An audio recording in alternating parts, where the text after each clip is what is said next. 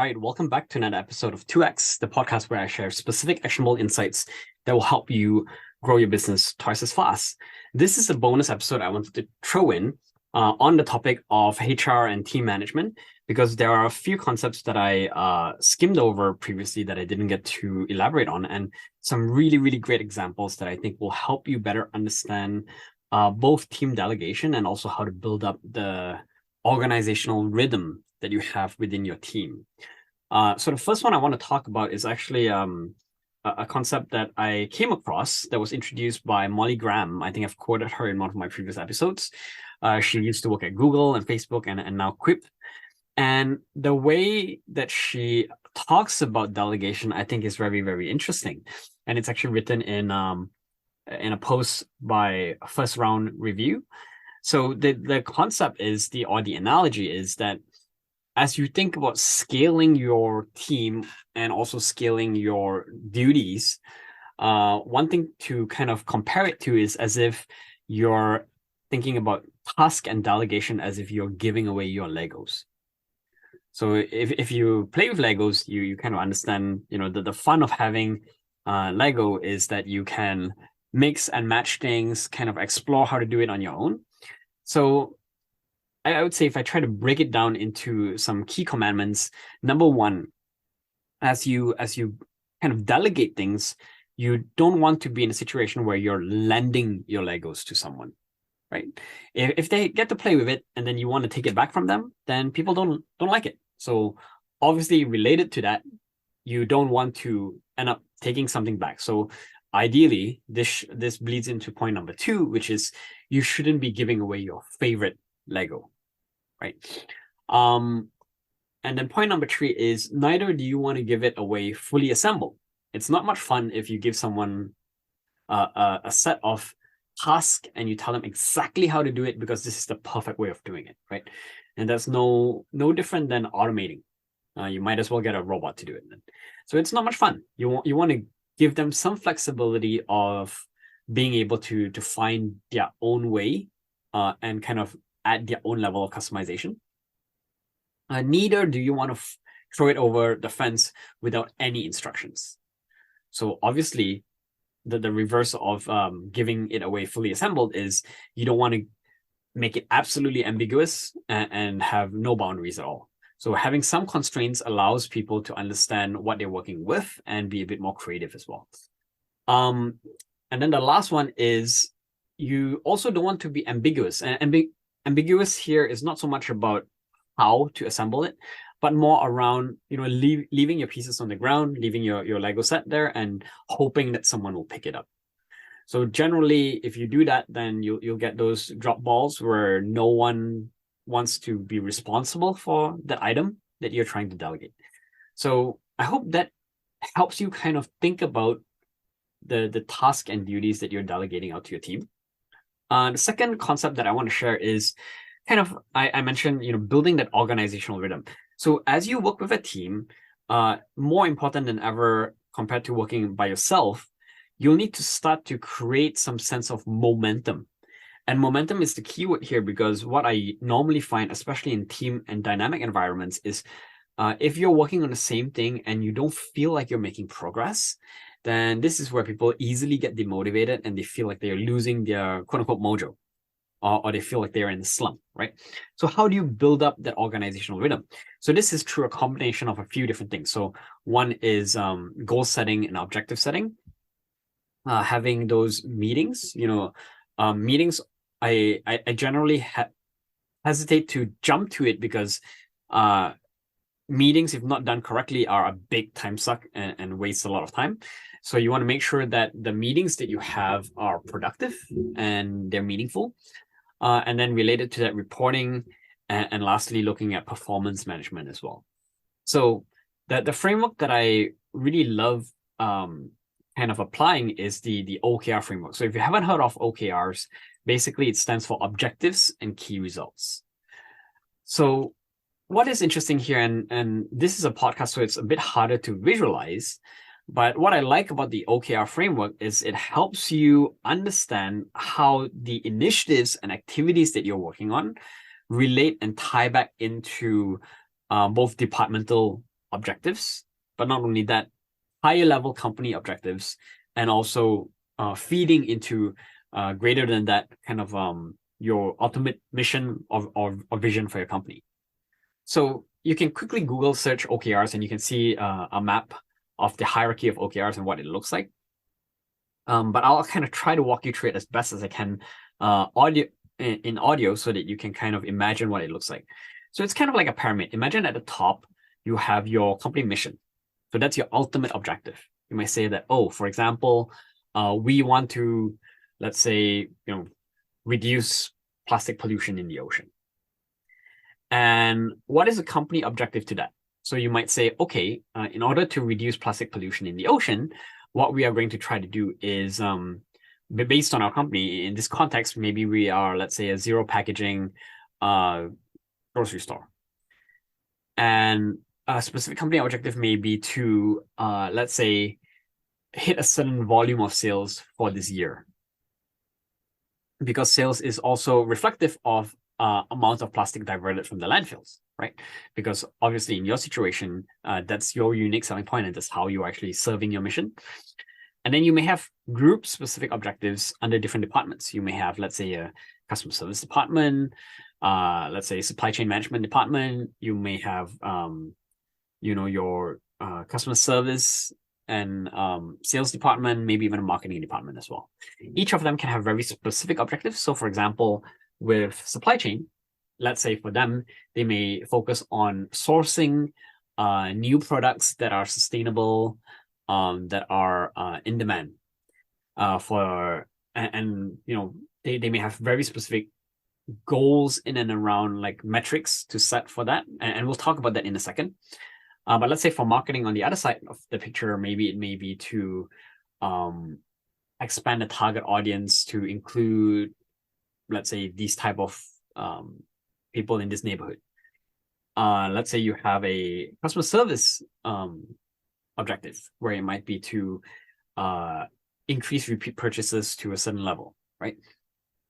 So then under all these sub-levels, each of them, you need to be able to track some metric to understand if you are achieving your objective. So kind of an analogy is that the objective is the waypoint or the milestone to help you understand if you're kind of moving in the right direction to serve that greater objective. The key results then are kind of the measuring stick to help you understand if you're actually getting there or not. Objectives are usually things that are not measurable, they're inspiring, and they give direction, right? So an example of an objective might be to delight our customer or to improve retention. And then you'll go into the key results and you'll have specific metrics that are your key results that will help you understand if are you actually improving retention? Are you actually delighting your customers? Are you actually improving awareness of this, let's say, topic? So what then are key results? Key results then are specific measurable items, and you can apply the goal setting framework where it's specific, measurable, actionable, time bound, and relevant, right? The smart goal setting framework to it as well. But basically, key results are things like, for example, if you want to delight your customers, a key result could be you're going to increase average weekly visits to, let's say, 3.3 times per user. You may say you want to reach a net promoter score of 52%, for example. Or you want to increase your non-paid traffic to 80%. So giving specific numbers, looking at specific measurable outcomes. So that's the KR side of things, the key results piece.